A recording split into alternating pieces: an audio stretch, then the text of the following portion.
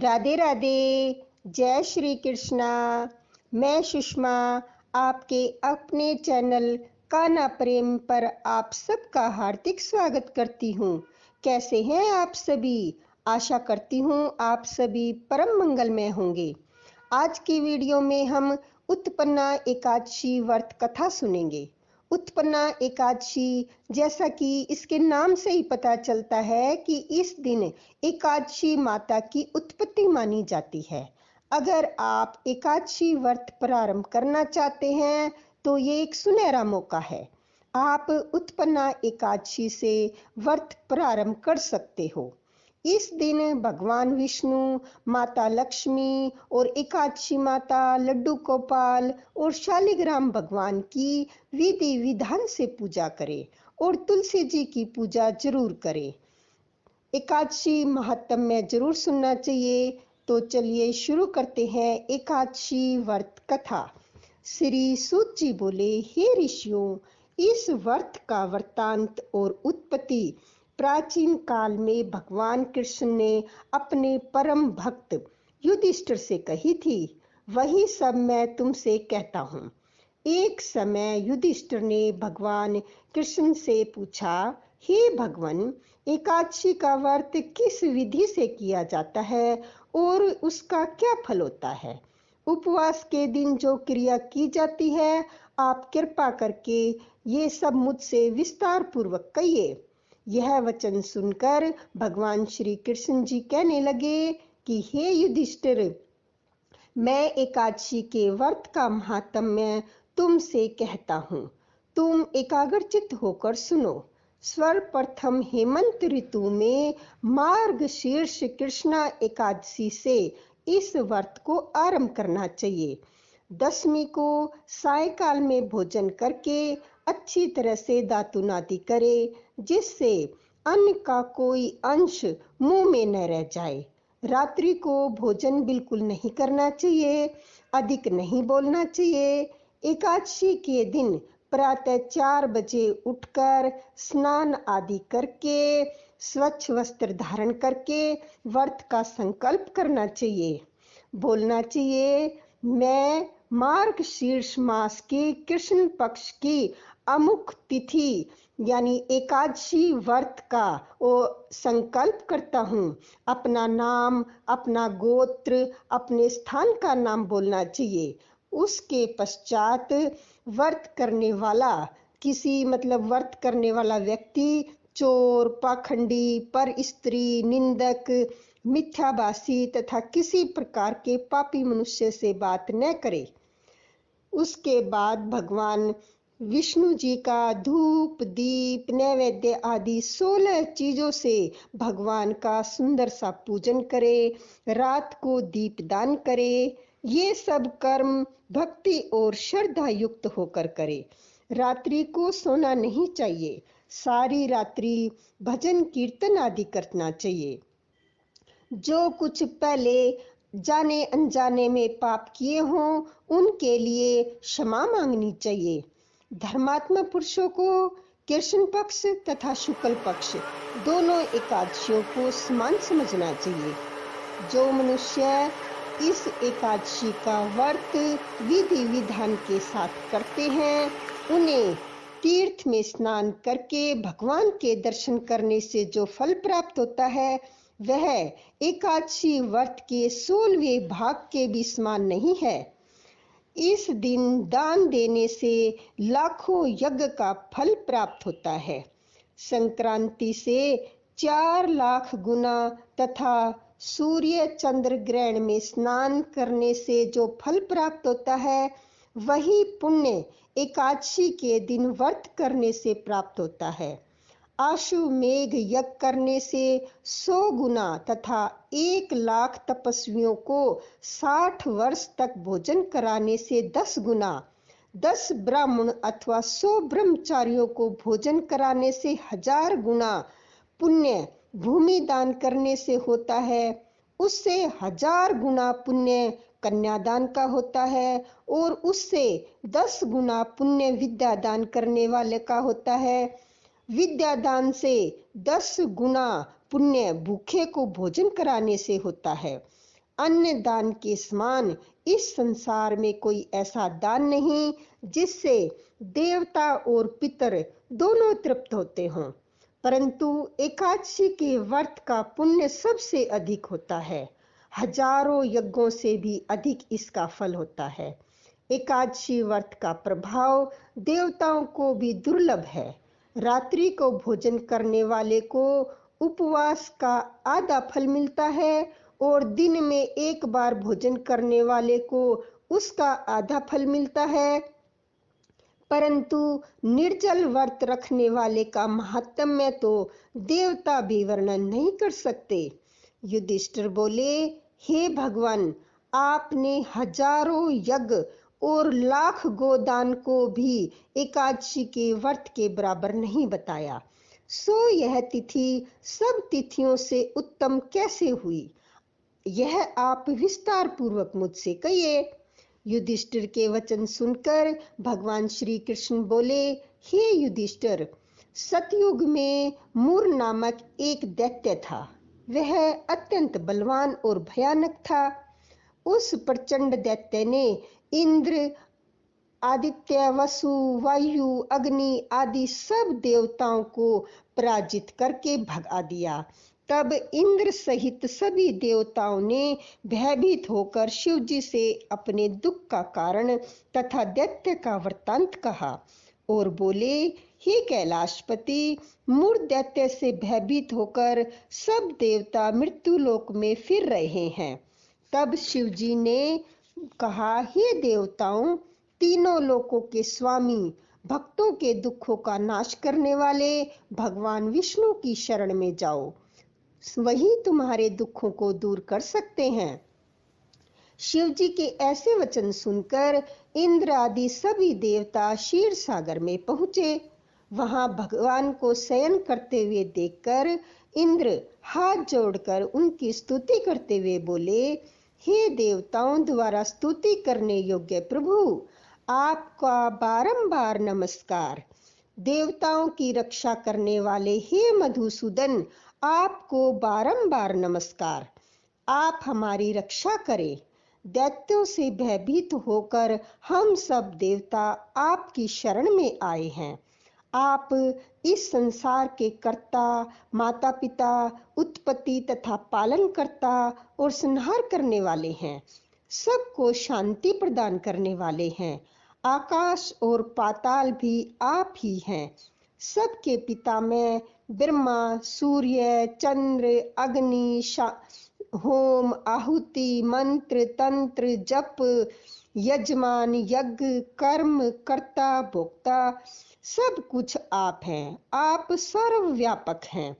आपके सिवा तीनों लोकों में चर तथा अचर कुछ भी नहीं है। हे भगवान, दैत्यों ने हमको जीतकर स्वर्ग से निकाल दिया है और सब देवता इधर उधर भागे भागे फिर रहे हैं। आप उन दैत्यों से हमारी रक्षा करें। इंद्र के ऐसे वचन सुनकर भगवान विष्णु बोले, हे इंद्र, ऐसी मायावी दैत्य कौन है जिसने सब देवताओं को जीत लिया? उनका क्या नाम है? उसमें कितना बल है और किसके आश्रय है तथा उसका स्थान कहाँ है? यह सब मुझसे विस्तार पूर्वक कहो। भगवान के ऐसे वचन सुनकर इंद्र बोले, हे सर्वव्यापी भगवान, प्राचीन समय में चंद्रावती नगरी में नाड़ीजंग नाम का एक राक्षस था। उसी के महापराक्रमी और लोक विख्यात मूर नामक पुत्र ने सब देवताओं को स्वर्ग से निकालकर वहां पर अपना अधिकार कर लिया है। वह इंद्र, अग्नि, वरुण, यम, वायु, ईश, चंद्रमा, नेत्र आदि सब स्थान पर अधिकार करके और सूर्य बनकर आप ही प्रकाश करता है। वह स्वयं मेघ बन बैठा है और सबसे अजय है। हे असुर निकंदन, उस दुष्ट को मारकर देवताओं को निर्भय बनाइए। इंद्र के ऐसे वचन सुनकर भगवान विष्णु बोले, हे देवताओं, मैं शीघ्र ही तुम्हारे शत्रु का संहार करूंगा। तुम चंद्रावती नगरी को जाओ। इस प्रकार कहकर भगवान सहित सभी देवताओं ने चंद्रावती नगरी की ओर प्रस्थान किया। उस समय दैत्यपति मुर दैत्य सेना सहित युद्ध भूमि में गरज रहा था। उस बलवान असुर की गर्जना सुनकर सब देवता भय के मारे चारों दिशाओं में भागने लगे। जब स्वयं भगवान विष्णु रणभूमि में आए तो दैत्य उनको भी देखकर अनेक प्रकार के अस्त्र शस्त्र चलाने लगा। भगवान ने उनको आते देखकर सर्प के समान अपने बाणों से उसके शरीर को बींध डाला। अनेक दैत्य उनके हाथों मारे गए, केवल एक मुर ही जीवित बचा। वह अविचल भाव से भगवान के साथ युद्ध करता रहा। भगवान जो भी तीक्ष्ण बाण उसके शरीर पर मारते वह उसके लिए पुष्प के समान हो जाते। शस्त्रों के प्रहार से उसका शरीर छिन्न भिन्न हो गया, परंतु वह फिर भी युद्ध करता रहा। अब वे आपस में मल्ल युद्ध करने लगे और 10,000 वर्ष तक उनका मल्ल युद्ध चलता रहा, परंतु वह दैत्य भगवान से पराजित न हुआ। तब भगवान विष्णु युद्ध से थककर बद्रिकाश्रम चले गए। वहां पर एक हेमवती नाम की गुफा थी, उसमें विश्राम करने के लिए अंदर प्रवेश कर गए। यह गुफा 12 योजन लंबी थी और इसमें एक ही द्वार था। भगवान वहां जाकर सो गए। वह दैत्य उनको सोया हुआ देखकर मारने के लिए उद्यत हुआ। वह अभी मारने का प्रयत्न ही कर रहा था कि उनके शरीर से एक अत्यंत सुंदर कन्या अस्त्र शस्त्र धारण किए हुए उत्पन्न हुई और दैत्य के सामने आकर युद्ध करने लगी। वह दैत्य उस बलवान कन्या को देख आश्चर्यचकित होकर उसके साथ युद्ध करने लगा। उस कन्या के ऐसे भयानक पराक्रम को देख उस दैत्य ने विचार करने लगा कि यह कन्या को किसने बनाया है जो ऐसा भयानक युद्ध कर रही है। वह ऐसा विचार कर ही रहा था कि उस महादेवी ने उस बलवान दैत्य के रथ को चूर चूर कर दिया और उसके अस्त्र शस्त्रों को टुकड़े टुकड़े कर दिया। तब वह दैत्य महान क्रोध करके मल्ल युद्ध करने लगा, परंतु देवी ने उसको धक्का मारकर मूर्छित कर दिया। जब वह दैत्य मूर्छा से जागा तो उस देवी ने उनका सर काट डाला। इस प्रकार वह दैत्य तो पृथ्वी पर गिरकर मृत्यु को प्राप्त हुआ और बाकी दैत्य डर के मारे पाताल लोक को चले गए। जब भगवान विष्णु की निंद्रा टूटी तो उन्हें मूर दैत्य का कटा हुआ सिर व कन्या को दोनों हाथ जोड़े खड़ा देखा। तब भगवान उस कन्या से पूछने लगे, हे देवी, जिस दैत्य से इंद्र आदि सब देवता भयभीत होकर स्वर्ग से भाग गए उसको किसने मारा है?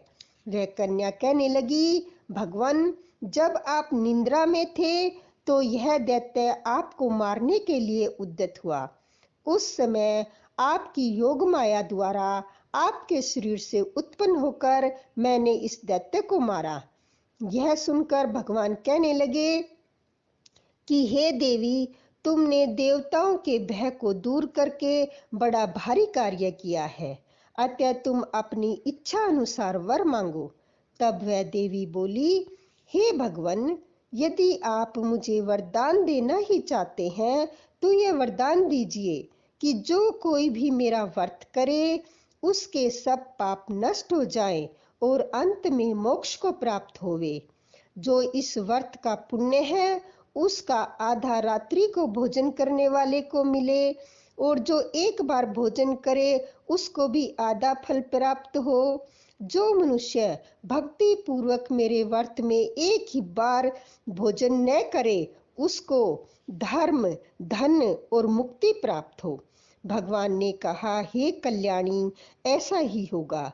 मेरे और तुम्हारे भक्त एक ही होंगे और वे अंत में मोक्ष को प्राप्त करके मेरे लोक को जाएंगे। क्योंकि तुम एकादशी को उत्पन्न हुई हो, अतः तुम्हारा नाम एकादशी ही होगा। तुम मुझे सब तिथियों में प्रिय हो, इस कारण तुम्हारे व्रत का फल सब तीर्थों से अधिक फल देने वाला होगा। ऐसा कहकर भगवान अंतर्ध्यान हो गए और प्रभु के उत्तम वचनों को सुनकर एकादशी बहुत प्रसन्न हुई। भगवान श्री कृष्ण कहते हैं, हे युधिष्ठिर, सब तीर्थों के फल से एकादशी व्रत का फल सर्वश्रेष्ठ है। एकादशी व्रत करने वाले को मैं मोक्ष पद देता हूँ, उसके शत्रुओं का नाश एवं समस्त विघ्नों को नष्ट करता हूँ। यह मैंने तुमको एकादशी की उत्पत्ति का सब वृत्तांत बतलाया है। एकादशी पापों को नष्ट करने वाली तथा सिद्धि देने वाली है। उत्तम पुरुषों को दोनों पक्ष की एकादशियों को समान ही समझना चाहिए, कोई भेदभाव नहीं करना चाहिए। जो मनुष्य इस एकादशी के महात्म्य को पढ़ता अथवा सुनता है, उसको अश्वमेध यज्ञ का फल प्राप्त होता है और वह करोड़ों वर्ष तक विष्णु लोक में वास करता है। वहां भी उसका पूजन होता है। जो मनुष्य एकादशी महात्म्य के चौथे भाग को पढ़ता है, उसके भी अनेक पाप नष्ट हो जाते हैं। विष्णु धर्म के बराबर दूसरा कोई धर्म नहीं है और एकादशी व्रत के समान कोई दूसरा व्रत नहीं है।